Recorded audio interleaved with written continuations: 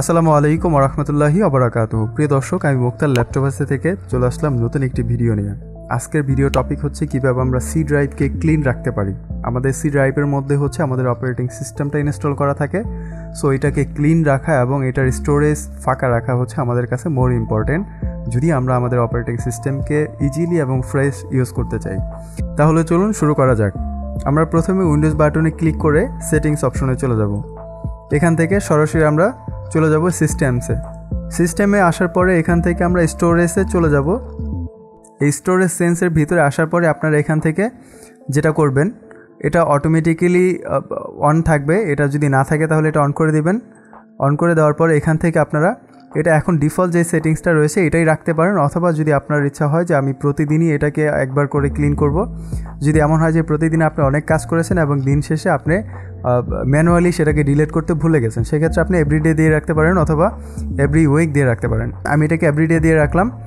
এটা সাধারণত 30 দিনই দেওয়া থাকে। 30 দিন পরে আমাদের সমস্ত ফাইলগুলি অটোমেটিক্যালি পার্মানেন্টলি ডিলিট হতে থাকবে। আমরা যে টেম্পোরারি ফাইল, এখান থেকে আমরা এটাকে এখানে এসে আপনারা এই যে রিমুভ ফাইল এটাতে ক্লিক করবেন। এটাতে ক্লিক করলে যেটা হবে, আপনার টেম্পোরারি যত ফাইল ছিল উইদাউট ডাউনলোডের এই ফোল্ডারটা বাদ দিয়ে বাকি সবগুলি ডিলিট হয়ে যাবে, অর্থাৎ এটা ফ্রেশ হয়ে গেল। এখান থেকে স্টোরেজ সিন্স এটা অন থাকলে মোটামুটি আপনাদের সি ড্রাইভটা ক্লিন থাকবে, এই ব্যাপারে আপনারা কনফার্ম হতে পারেন। একটি বোনাস টিপস আপনাদেরকে দিয়ে দিচ্ছি সি ড্রাইভকে ক্লিন রাখার জন্য। সেক্ষেত্রে আপনারা যেটা করবেন, আবারও সেই উইন্ডোজ বাটনে ক্লিক করে এখানে লিখবেন রান। এই রান সফটওয়্যারটি ওপেন করবেন। এটা ওপেন করার পরে এখানে আপনারা একটা ছোট্ট কমান্ড লিখে দেবেন, সেটা হচ্ছে TREE এবং স্পেস /F, এরপর হচ্ছে সি ক্লোন। এটা দেওয়ার পরে যদি আমরা ওকেতে প্রেস করি, আমাদের সি ড্রাইভটা এভাবে ফ্রেশ হতে থাকবে। তো এই কমান্ডটা প্রথমে যদি আপনারা একবার দিয়ে থাকেন এবং আপনারা কিবোর্ড থেকে শর্টকাট ইউজ করবেন, উইন্ডোজ বাটন প্লাস আর দুটো একসাথে চেপে ধরলে আপনাকে রান সফটওয়্যারটি ওপেন হবে এবং আপনার যেই লাস্ট যে কমান্ডটা দেওয়া ছিল সেটাই শো হবে।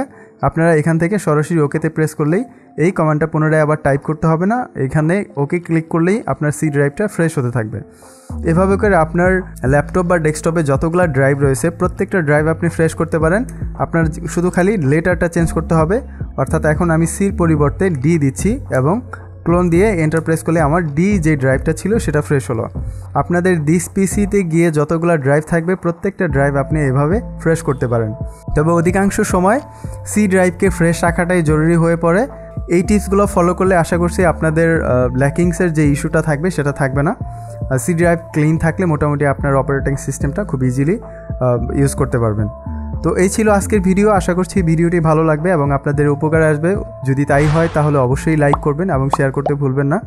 কমেন্টস করে মতামত জানাবেন এবং ল্যাপটপ আসেতে রয়েছে ফ্রেশ রিকন্ডিশনের বাজেট ফ্রেন্ডলি ল্যাপটপ। বরাবরের মতোই প্রতিটি ভিডিওতেই এই মেসেজ দিয়ে যাচ্ছি, কারণ এই যে আমাদের কাছেই কেবল 30 দিনের রিপ্লেসমেন্ট গ্যারান্টি এবং 3 বছরের সার্ভিস ওয়ারেন্টি সহ কিছু আকর্ষণীয় গিফট হ্যাম্বার পেয়ে যাবেন এবং রিজনেবল প্রাইজের মধ্যে হাই কনফিগারেশনের ল্যাপটপ আমাদের কাছে রয়েছে।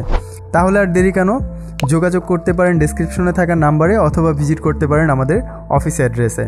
দেখা হবে পরবর্তী নতুন কোনো ভিডিও নিয়ে। ততদিন পর্যন্ত ভালো থাকবেন, সুস্থ থাকবেন। আল্লাহ হাফেজ।